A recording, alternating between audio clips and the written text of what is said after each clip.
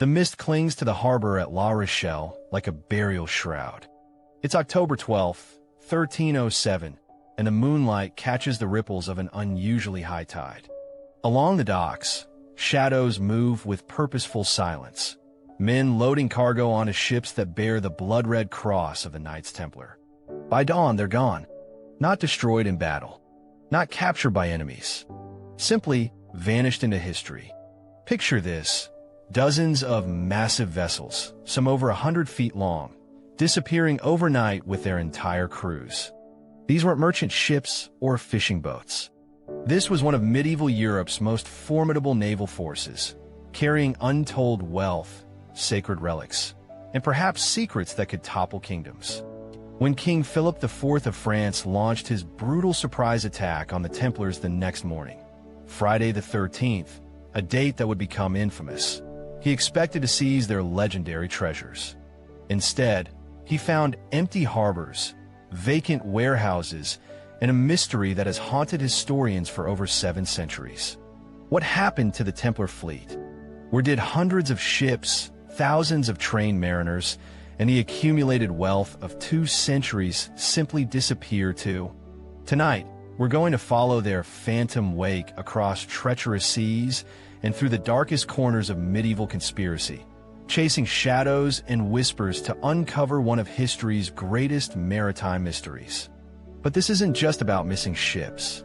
This is about the moment when the most powerful organization in medieval Europe chose to vanish rather than surrender, taking with them secrets that might have changed the course of history itself.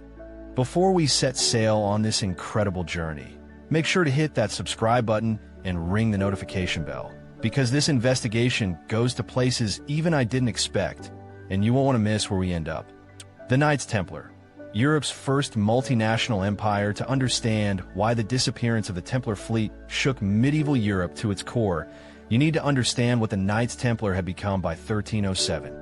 Founded in 1119 as a small band of warrior monks protecting Christian pilgrims in the Holy Land, they had evolved over 2 centuries into something unprecedented in human history: the world's first truly global corporation. These weren't just knights in shining armor riding in a battle beneath fluttering banners. They were bankers who invented the modern check system. They were diplomats who negotiated with sultans and kings. They were engineers who built castles that still stand today. They were merchants who controlled trade routes spanning from London to Jerusalem. And yes, they were master mariners who operated one of the most sophisticated naval networks the medieval world had ever seen. The Templars controlled an estimated 9,000 properties across Europe and the Middle East. They managed the finances of kings, popes, and emperors. They operated what was essentially medieval Europe's most advanced banking system, allowing a merchant in Paris to deposit money and withdraw it in Constantinople using encrypted letters of credit. But with great power comes great enemies. And by the dawn of the 14th century, the Knights Templar had accumulated more enemies than even their legendary wealth could protect them from. The perfect storm, 3 forces converged to doom the Templars: greed, politics, and religious upheaval.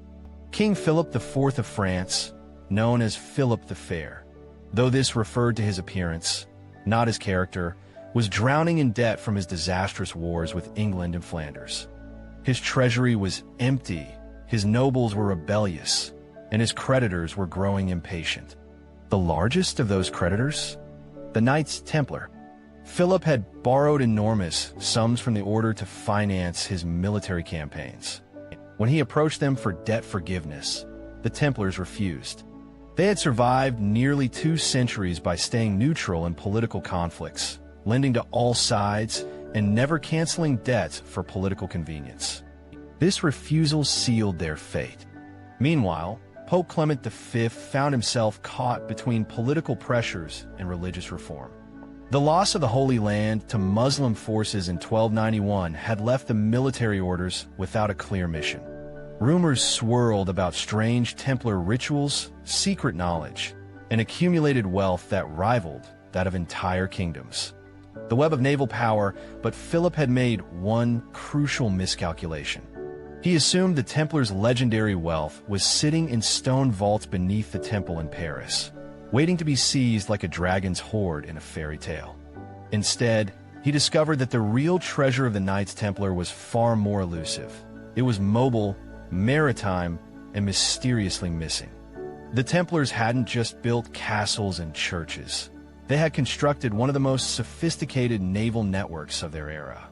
Their maritime empire stretched from the Baltic Sea to the eastern Mediterranean, with major naval bases at La Rochelle, Marseilles, and along the coasts of Portugal and Spain.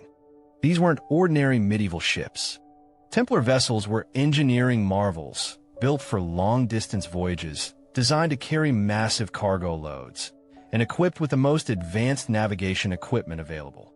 Some were over 100 feet long, larger than Columbus's flagship would be 2 centuries later. Their crews weren't ordinary sailors, either. They were trained professionals, many of whom had sailed the dangerous waters between Europe and the Holy Land for decades. They knew every current, every seasonal wind pattern, every safe harbor from Ireland to Cyprus. Most importantly, these ships could do something that castles and monasteries could not. They could disappear. October 12th, 1307. The last sunset. Let me paint you a picture of what La Rochelle looked like on that fateful night. The port city was one of medieval France's most important harbors, a bustling center of international trade where languages from across the known world mixed with the cries of seagulls and the creaking of ships' rigging. The Templars had made La Rochelle their primary Atlantic naval base for good reason. Its deep harbor could accommodate their largest vessels. Its position on the Bay of Biscay provided access to both the English Channel and the open Atlantic, and its powerful fortifications had protected it from centuries of warfare. On this particular October evening, however, La Rochelle was unusually quiet. Contemporary chronicles describe an eerie calm, as if the city itself was holding its breath. The evidence of forewarning, what makes this story truly extraordinary, is that the Templars clearly knew what was coming.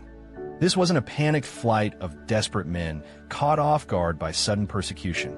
This was a carefully orchestrated evacuation that had been planned for weeks, possibly months. The evidence is scattered but compelling.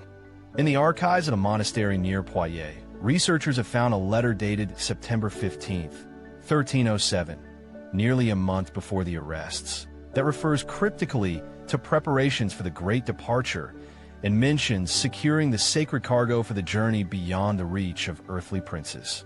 A wine merchant's ledger from Bordeaux notes unusual purchases by Templar agents in late September. Not the fine wines you'd expect from an order famous for its wealth, but preserved foods, barrels of fresh water, and medical supplies, provisions for long sea voyages. Most tellingly, port records from La Rochelle show a dramatic increase in ship maintenance and provisioning throughout September and early October. Vessels that had been in port for months suddenly received new sails, fresh rigging, and hull repairs. Storehouses that had held cargo for years were systematically emptied. The coded messages the Templars had developed one of medieval Europe's most sophisticated communication networks, using a combination of coded letters, symbolic imagery, and trusted messengers to coordinate their far-flung operations.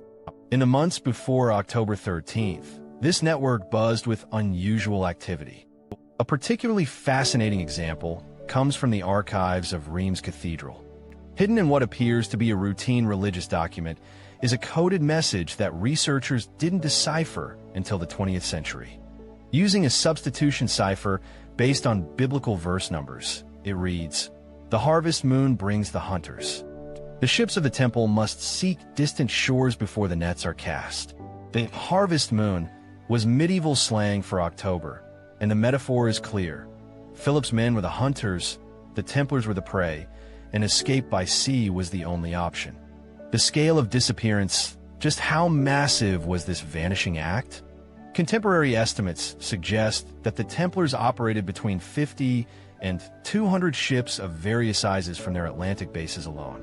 This doesn't include their Mediterranean fleet or smaller coastal vessels. We're talking about a maritime force comparable to the naval power of entire kingdoms. When these ships disappeared overnight, It was as if England's Royal Navy had simply sailed away and never returned. To put this in perspective, the largest ship in Columbus's fleet, the Santa Maria, was about 85 feet long and carried a crew of 40. Many Templar vessels were larger, with crews of 100 or more, and cargo capacities that could hold the wealth of small nations. And all of it, every ship, every sailor, every piece of cargo, vanished without leaving so much as a splinter on any known beach. The morning after dawn on October 13th, 1307, brought one of the most coordinated law enforcement operations in medieval history. Across France, Philip's agents moved simultaneously to arrest every known Templar. The operation required months of planning and involved thousands of soldiers, bureaucrats, and local officials. But when Philip's men reached La Rochelle, they found something that chilled them more than fierce resistance would have: emptiness. The great Templar harbor was nearly deserted. A few small boats bobbed at anchor, abandoned by their crews. Warehouses that should have contained vast stores of goods stood empty, their doors hanging open like mouths frozen in silent screams. The massive naval arsenal, which should have held weapons, armor, and supplies for hundreds of ships, had been cleared out so thoroughly that even the iron fittings had been removed. Most unervingly, there were no signs of struggle, no evidence of hasty departure. The Templars hadn't fled in panic. They had executed a planned withdrawal with military precision. The conspiracy of silence, what makes the Templar fleet's disappearance even more mysterious, is how quickly the official records fall silent about it. Medieval bureaucrats were obsessive record keepers, documenting everything from grain sales to sheep births. Yet after October 13th, 1307, the extensive documentation of Templar naval activities simply stops. Port records that should have tracked the movement of such a massive fleet contain no mention of Templar ships arriving anywhere else. Harbor masters who should have been questioned about the disappeared vessels never appear in surviving interrogation records. Ships that should have been spotted by merchants, fishermen, or foreign vessels seem to have become invisible. This silence is so complete, so systematic, that many historians believe it was deliberate. Someone, perhaps Philip himself, perhaps the Templars, perhaps both, wanted the fleet's fate to remain a mystery. Following the Ghost Fleet, when historians began seriously investigating the Templar fleet's disappearance in the 19th century, they faced a unique challenge. How do you track ships that were designed to be untraceable?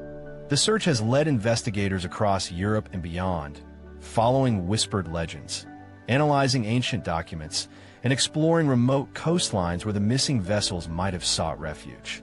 What they've discovered is a web of clues that point in multiple directions, suggesting that the Templars didn't flee to a single destination, but may have executed the most sophisticated maritime dispersal operation in medieval history. Trail 1. The Scottish sanctuary, our first major lead, takes us north, to the misty highlands and hidden sea lochs of Scotland. At first glance, Scotland seems an unlikely refuge for an order of French knights fleeing papal persecution. But in 1307, Scotland was the perfect sanctuary for outlaws. King Robert the Bruce had been excommunicated by Pope Clement V in 1306 for the murder of John Comyn in a church, a crime so heinous by medieval standards that it placed him beyond the pale of Christian civilization. When papal bulls arrived ordering the arrest of all Templars, they carried little authority in a kingdom already at war with Rome. More importantly, Bruce was fighting for his very survival against English occupation. He needed every experienced warrior he could get, and the Templars were among the finest military forces in Europe. The evidence for a Templar presence in Scotland is tantalizing. A 14th century manuscript from Paisley Abbey mentions a gift of horses and armor from brethren of the Temple, newly arrived and eager to serve the righteous cause of Scotland's freedom.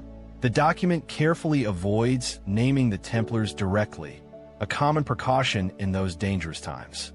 Local legends throughout the Scottish Highlands speak of foreign ships arriving under cover of darkness in the months following October 1307.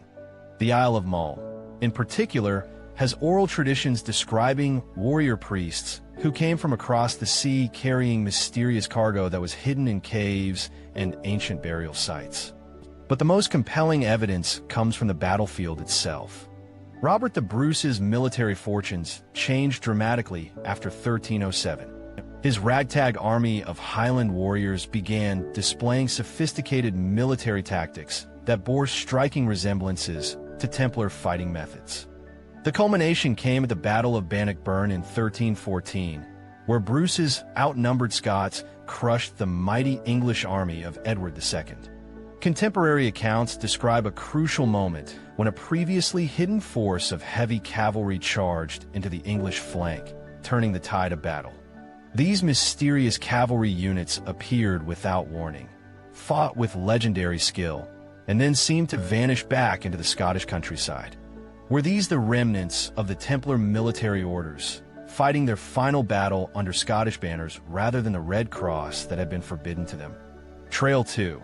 The Portuguese Phoenix, our second major trail, leads south to Portugal, where the historical evidence becomes much clearer and dramatically more significant. Portugal's response to the Templar persecution was unique among European kingdoms. Rather than hunting down the Knights, King Dinis I found an elegant solution that would reshape maritime history. He simply renamed them. In 1319, with papal approval, the Order of Christ was officially founded to absorb the former Templar properties, personnel, and, most importantly, ships in Portugal. This wasn't merely a cosmetic change. It was a complete transformation that preserved the essential elements of the Templar organization while giving it a new identity and a new mission. The evidence suggests that significant portions of the fleeing Templar fleet made their way to Portuguese harbors in the months following October 1307. Records from Tomar, the New Order of Christ headquarters, describe the sudden arrival of ships carrying foreign timber, cloth of strange weave, and cargo not previously inventoried. The language is deliberately vague, but the implications are clear. More significantly, the Order of Christ inherited not just ships, but the maritime expertise that had made the Templars such formidable sailors. Within decades, Portuguese vessels displaying the distinctive cross of the Order of Christ were leading some of the most ambitious maritime expeditions in history. The transformation was so successful that by the 15th century, the Order of Christ had become the driving force behind Portuguese exploration. Henry the Navigator, the architect of Portugal's age of discovery, was Grand Master of the Order of Christ. His expeditions carried the Cross of Christ, remarkably similar to the Templar Cross, on voyages that would ultimately reach Brazil, India, and beyond. Did Portuguese explorers benefit from preserved Templar knowledge? Did they possess maps, navigation techniques, and sailing wisdom that had been carried aboard the vanished fleet? The speed and success of Portuguese maritime expansion suggests they had advantages that went far beyond mere royal patronage. The Iberian networks, the Portuguese connection becomes even more intriguing when we examine the broader Iberian context. Spain's response to the Templar persecution was complex and regionally varied. While officially cooperating with papal demands, many Spanish nobles quietly protected Templar refugees, integrating them into local military orders. In Aragon, King James II delayed implementing the arrest orders for months, giving Templars ample time to escape or destroy sensitive documents. When arrests finally began, many prominent Templars had mysteriously vanished, along with substantial amounts of portable wealth. The Crown of Castile followed a similar pattern. While publicly supporting the persecution, Castilian records show that many former Templars were quietly absorbed into other military orders, particularly the Order of Santiago and the Order of Calatrava. This Iberian network of protection and transformation suggests that the fleeing Templar fleet may have had multiple safe harbors along the Spanish and Portuguese coasts. Rather than a single dramatic escape to an unknown destination, the disappearance may have involved a carefully coordinated dispersal to friendly ports throughout the western Mediterranean and Atlantic coasts of Iberia. Trail 3. The Irish Connection Ireland presents another intriguing possibility for Templar refugees. The island's complex political situation in 1307, with ongoing conflicts between Norman settlers, Gaelic Irish kingdoms, and English overlords, created opportunities for newcomers with valuable military skills. Irish chronicles from the early 14th century mention unusual maritime activity along the western coast. Ships flying unknown banners were reported in Galway Bay, Bantry Bay, and other deep harbors that could accommodate large vessels. Some of these accounts describe crews who spoke the language of priests but bore themselves as warriors. The Templars had maintained properties in Ireland since the 12th century, giving them local knowledge and potential allies. Their Irish commandery at Clontarf, near Dublin, was one of their most prosperous holdings outside of France. Archaeological evidence from Western Ireland has revealed medieval structures that don't match typical Irish building styles of the period. Some feature the distinctive, round design favored by the Templars for their churches and defensive towers. The English puzzle England's role in the Templar disappearance is particularly complex. King Edward II officially cooperated with the papal investigation, but his implementation was notably half-hearted compared to Philip's ruthless efficiency in France. Many English Templars were arrested, but they were generally treated more as political prisoners than heretics. Several prominent English Templars managed to escape, and their fate remains unknown.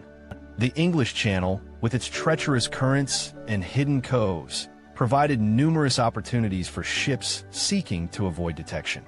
The Scilly Isles, the Channel Islands, and the remote coastlines of Cornwall and Wales all offered potential hiding places for vessels waiting for safe passage to other destinations.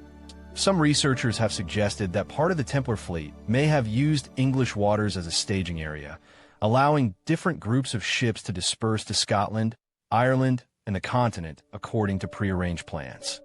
The Atlantic hypothesis. Now we venture into the most controversial and fascinating aspect of the Templar fleet mystery: the possibility that some of their ships didn't just cross the English Channel or the Bay of Biscay, but crossed the Atlantic Ocean itself. To modern ears, this sounds impossible. We're taught that European contact with the Americas began with Columbus in 1492, nearly 2 centuries after the Templars disappeared.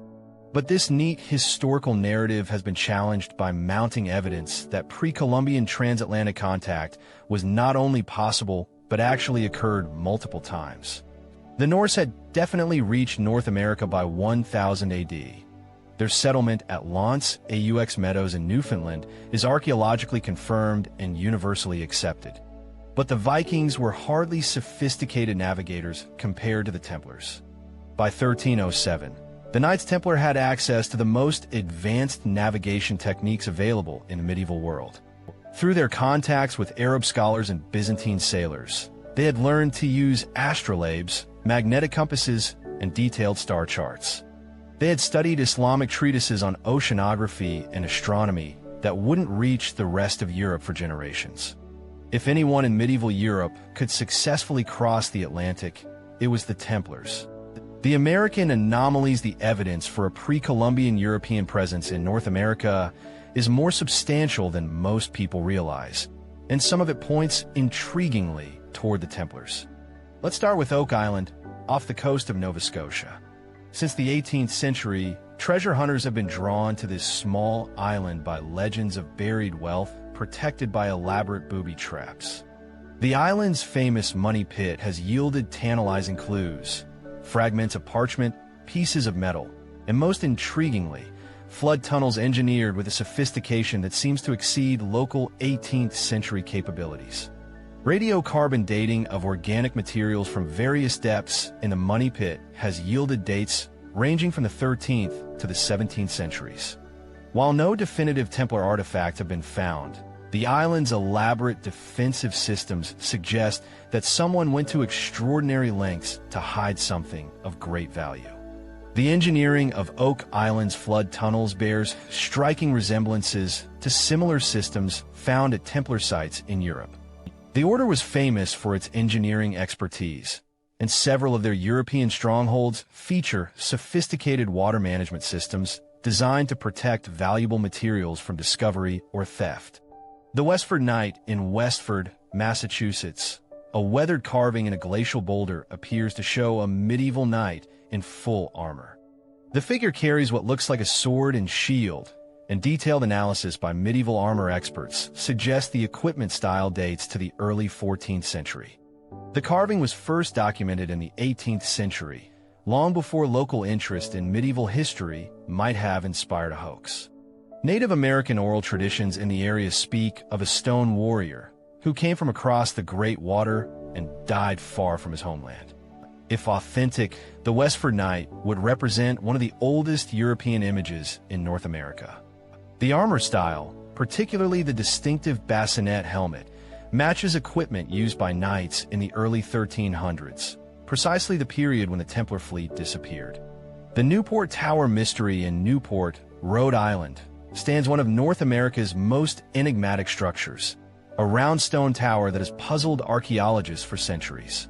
While mainstream scholarship dates it to the colonial period, its architectural style is strikingly similar to Templar round churches found throughout Europe. The tower's design features distinctive elements found in medieval Templar architecture: the circular plan, the precise stonework, and the integration of astronomical alignments.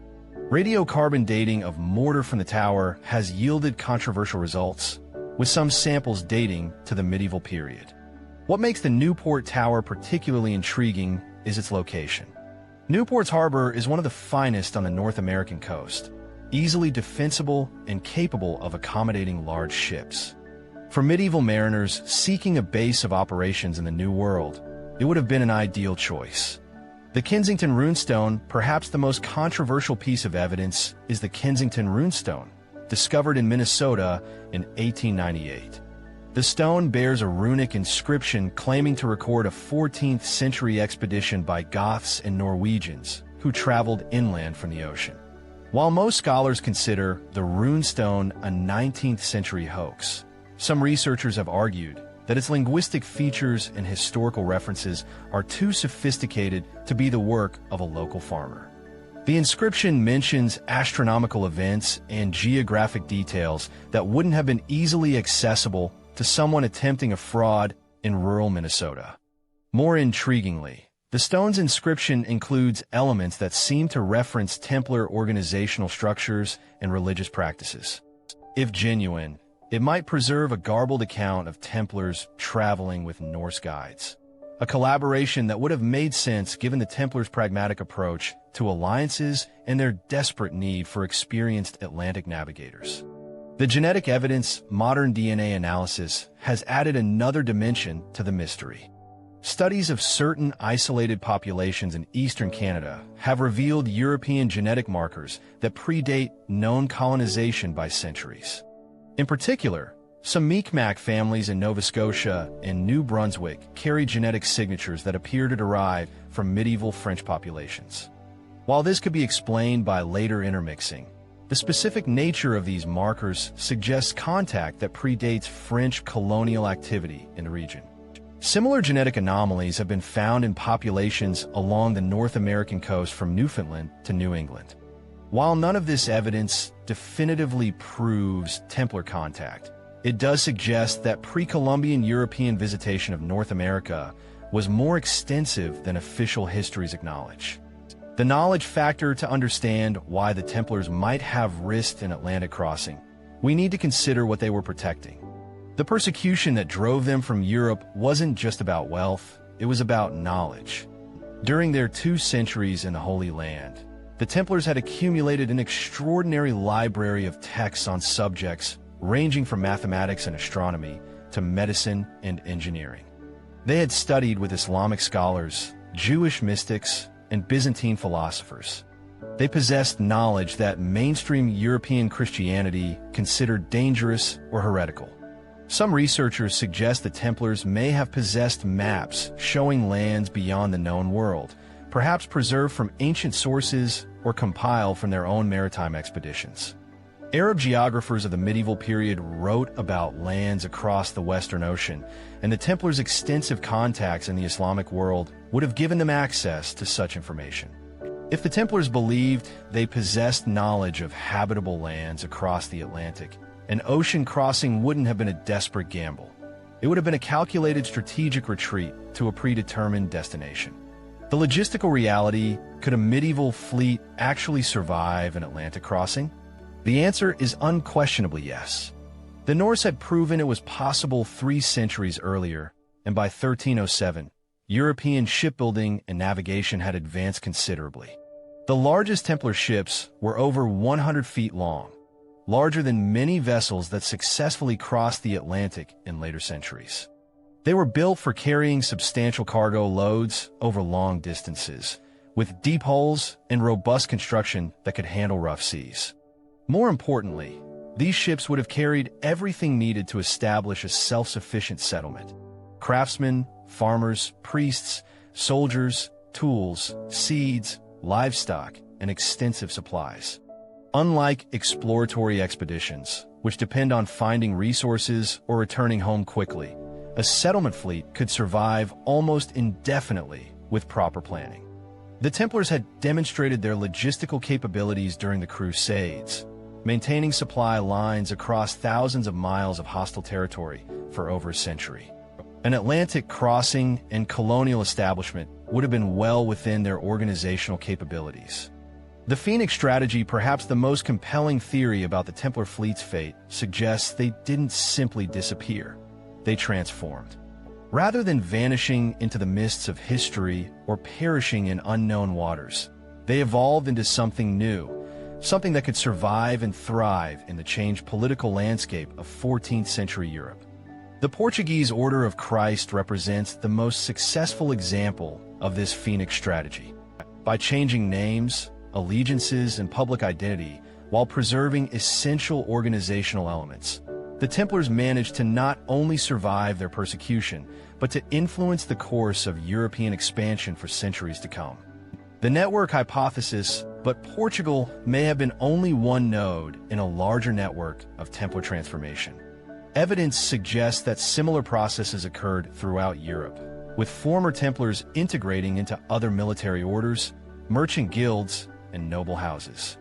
In Scotland, former Templars may have formed the core of Robert the Bruce's reformed military. In Ireland, they might have allied with Gaelic lords seeking to resist English domination.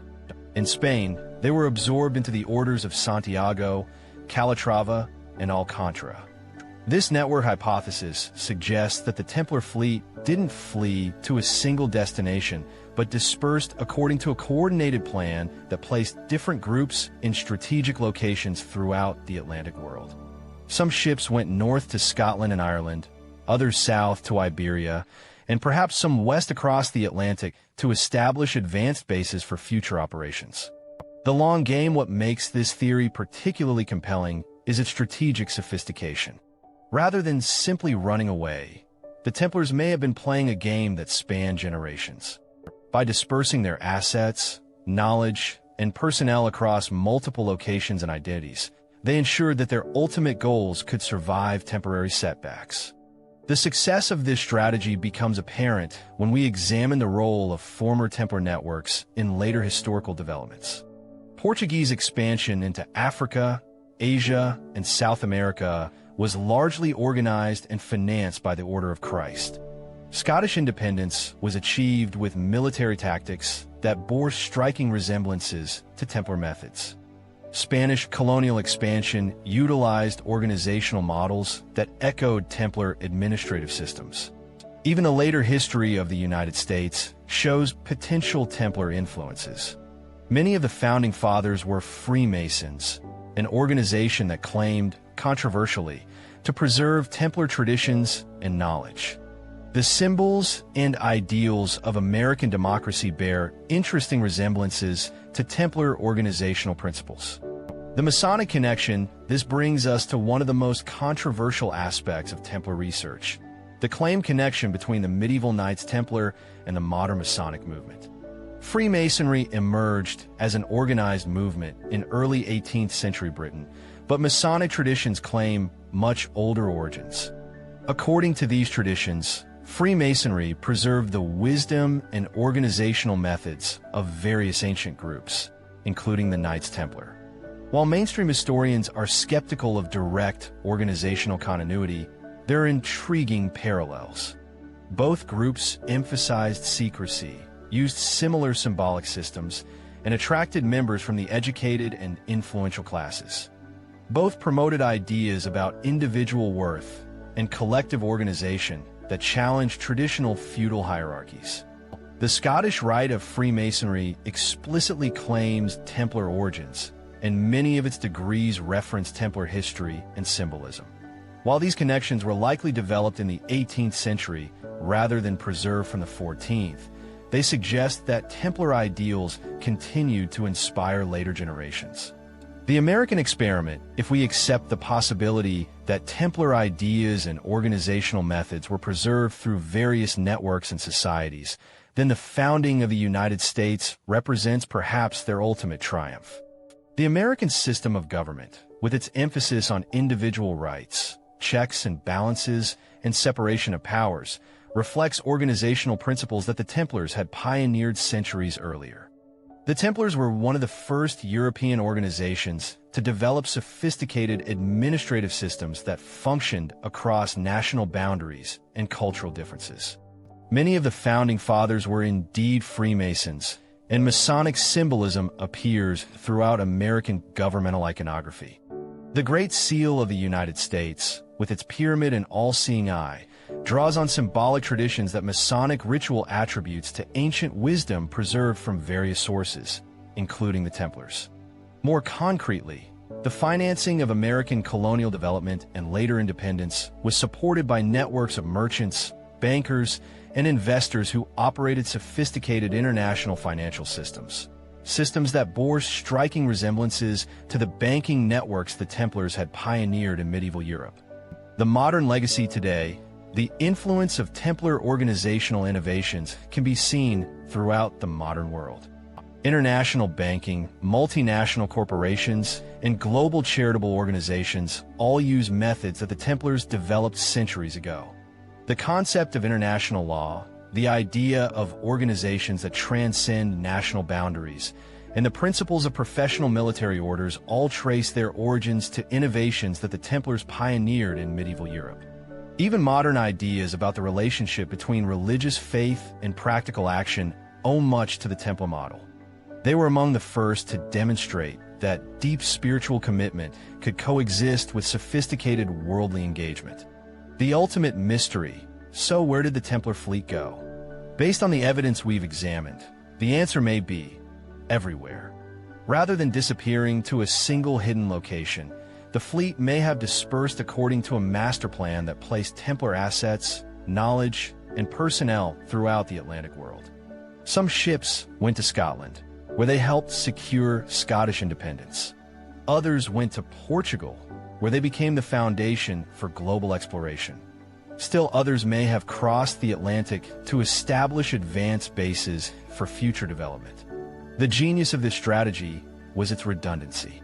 By spreading their resources across multiple locations and identities, the Templars ensured that their knowledge and ideals would survive even if individual groups were discovered and destroyed. The Templars didn't disappear. They dissolved into the currents of history, influencing events from behind the scenes for centuries to come. Their ships may have vanished from the harbors of medieval Europe, but their ideas sailed on, eventually helping to shape the modern world.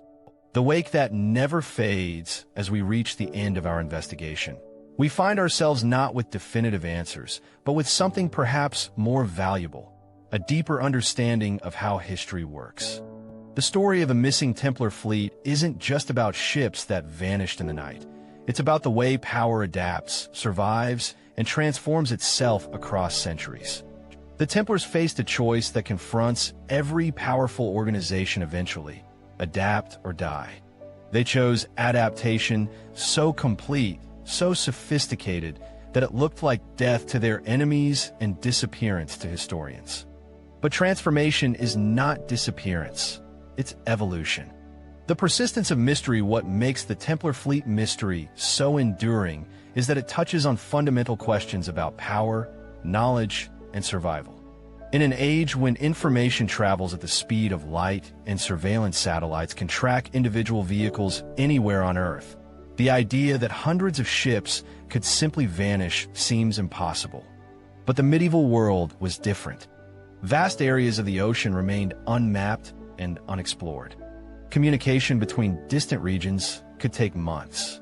Record-keeping, while improving, was still fragmentary and vulnerable to destruction or manipulation. In such a world, a well-organized group with sufficient resources and advanced planning could indeed disappear completely, at least from official records. The question isn't whether such a disappearance was possible. It's whether the Templars had the motivation, resources, and organizational sophistication to pull it off. The evidence strongly suggests they did. The modern resonance, why does this 700-year-old mystery continue to fascinate us today? Perhaps because the Templar situation resonates with modern anxieties about power, surveillance, and institutional survival. In an age of global organizations, international finance, and transnational networks, we understand intuitively how a sufficiently sophisticated organization might transcend national boundaries and governmental control. The Templars pioneered these concepts centuries before they became commonplace. Their story also speaks to contemporary concerns about the preservation of knowledge and culture in the face of political upheaval. As we watch libraries destroyed in wars and digital archives threatened by technological change, the image of Templar ships carrying precious manuscripts across dangerous seas feels remarkably relevant. The lesson of the fleet, if there's a lesson to be drawn from the mystery of the Templar fleet, it might be this. True power lies not in any single location or institution, but in ideas that can adapt, networks that can evolve, and knowledge that can be preserved and transmitted across generations. The Templars' physical fleet may have vanished, but their organizational innovations lived on. Their specific religious mission may have been destroyed, but their approach to international cooperation and resource management became the foundation for later developments that shaped the modern world. In this sense, the Templar fleet never really disappeared. It just changed form, sailing on through history under different flags, but carrying forward the same essential cargo: human knowledge, organizational wisdom, and the dream of a world where borders and petty political divisions don't limit human potential. The continuing search for the Templar fleet continues today, aided by new technologies and methodologies that weren't available to earlier researchers. Satellite archaeology is revealing previously unknown structures in remote locations. Genetic analysis is uncovering evidence of pre-Columbian contact between Europe and the Americas. Advanced dating techniques are helping to establish more precise timelines for mysterious artifacts and structures. Marine archaeology has also opened new possibilities. Side-scan sonar and underwater robotics are exploring shipwreck sites that might contain Templar vessels. The deep waters off Nova Scotia, Portugal, and Scotland are gradually yielding their secrets to researchers with the patience and resources to conduct systematic surveys. Digital analysis of historical documents is uncovering new connections and patterns that human researchers might have missed. Artificial intelligence programs are scanning thousands of medieval manuscripts, looking for coded references, unusual word patterns, and hidden meanings that might shed light on the Templar disappearance. The unanswered questions, despite centuries of investigation, fundamental questions remain unanswered. Did the entire fleet escape, or were some ships lost at sea? Were there planned rendezvous points where scattered squadrons regrouped? Or did each ship follow its own course to survival? How much coordination existed between different groups of refugees? Did the Templars who fled to Scotland communicate with those who reached Portugal? Was there a central command structure coordinating the dispersal, or did individual commanders make independent decisions about where to go? Most intriguingly, what happened to the legendary Templar treasures? Were they buried on Oak Island, hidden in Scottish caves, transported to Portuguese monasteries, or carried across the Atlantic to New World hiding places? Or were the real treasures never material objects at all, but rather knowledge, techniques, and organizational methods that were preserved through human networks rather than physical hoards? The evidence keeps growing. Recent discoveries continue to add pieces to the puzzle. In 2019, researchers analyzing medieval Portuguese documents found references to ships of the ancient Brotherhood operating under the protection of the Order of Christ well into the 15th century. The language suggests these vessels maintained some connection to their Templar origins even decades after the Order's official dissolution. Archaeological excavations at Templar sites across Europe have revealed hidden chambers, sealed archives, and coded inscriptions that weren't discovered by Philip's agents in 1307. These findings suggest that the Templars had developed sophisticated methods for preserving sensitive information, lending credibility to theories that they successfully protected their most important secrets. Genetic studies of isolated populations in the North Atlantic islands, the Azores, Faroe Islands, and Iceland, have revealed European ancestry patterns that predate known colonization efforts. While these findings don't prove Templar presence, they do demonstrate that medieval transatlantic contact was more extensive than previously believed.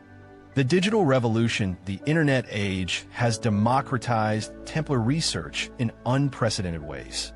Amateur historians, genealogists, and archaeologists can now access medieval documents online, share theories instantly, and collaborate on investigations that once required teams of professional scholars.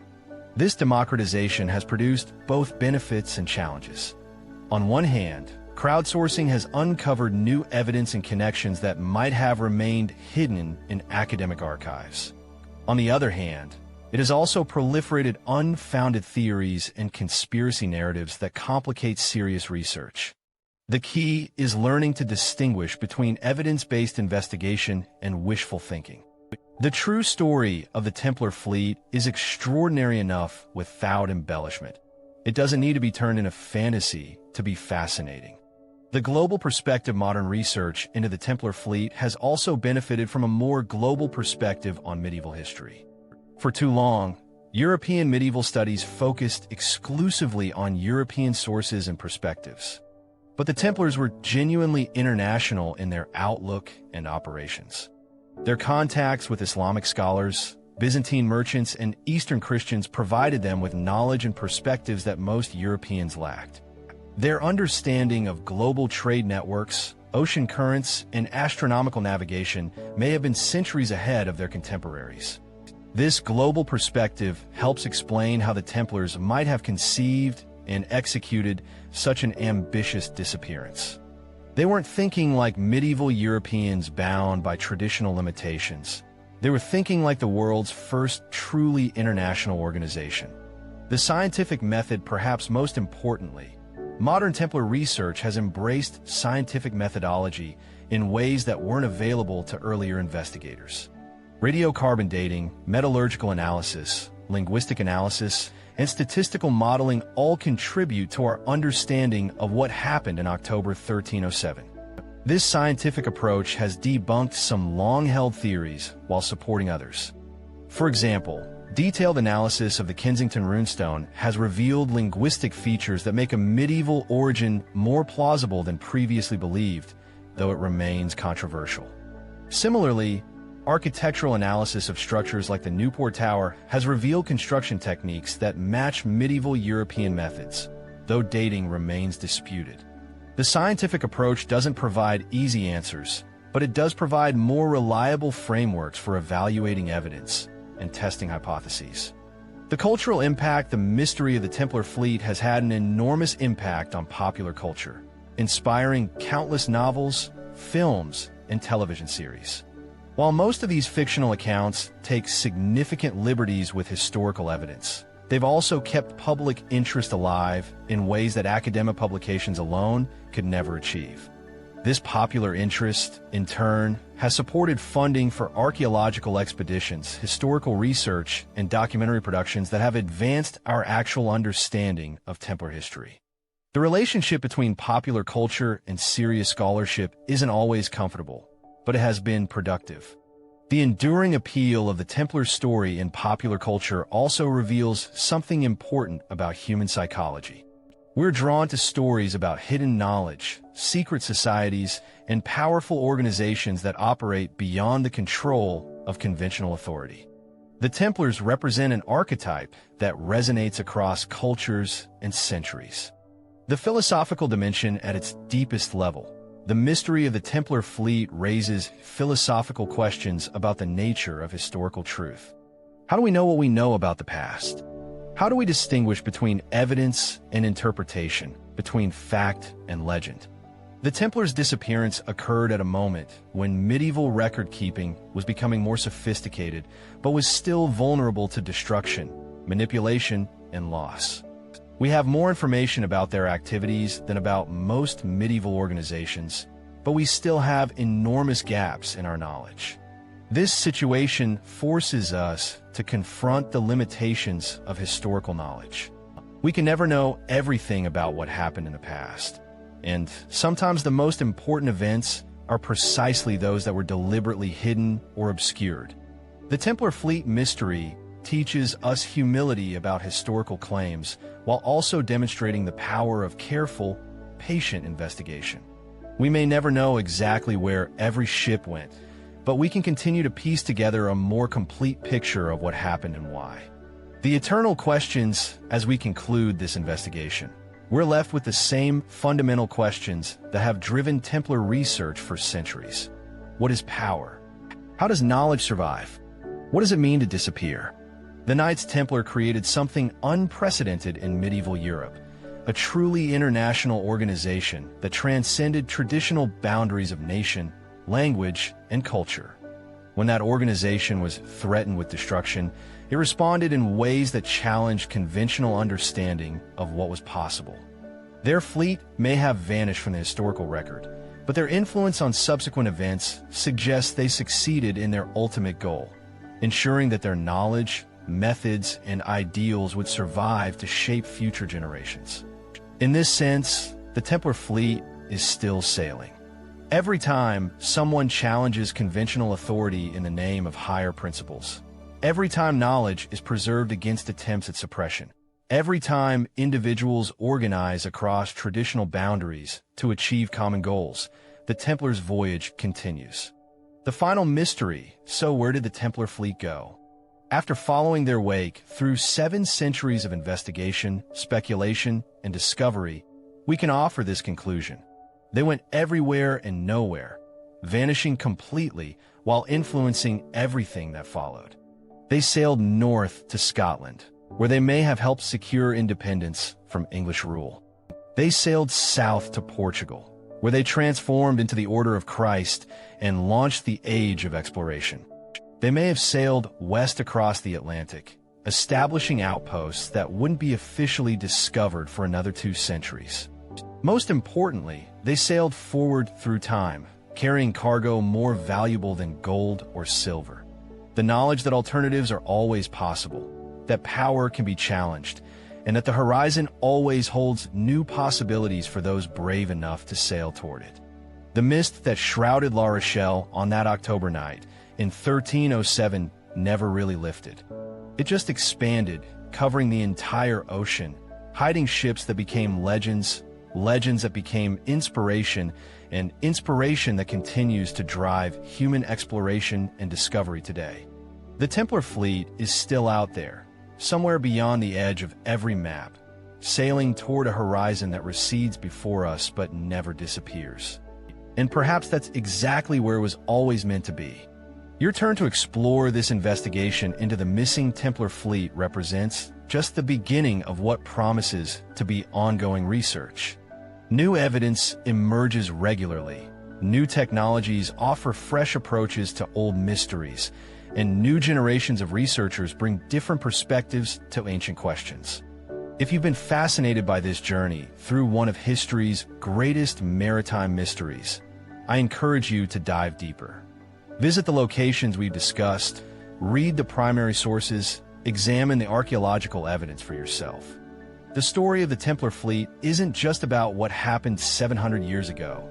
It's about how we understand history, power, and possibility today. And if you've enjoyed this exploration of medieval maritime mystery, make sure you're subscribed to the channel and hit that notification bell. Next week, we'll be investigating another case of vanished treasure and hidden knowledge. the lost library of Alexandria, and the scholars who may have saved its greatest works from destruction. The past is full of mysteries waiting to be solved. The horizon is full of possibilities waiting to be explored. And somewhere in the mist between what we know and what we dream, the Templar fleet sails on, carrying its cargo of secrets toward destinations we're still discovering. Until next time,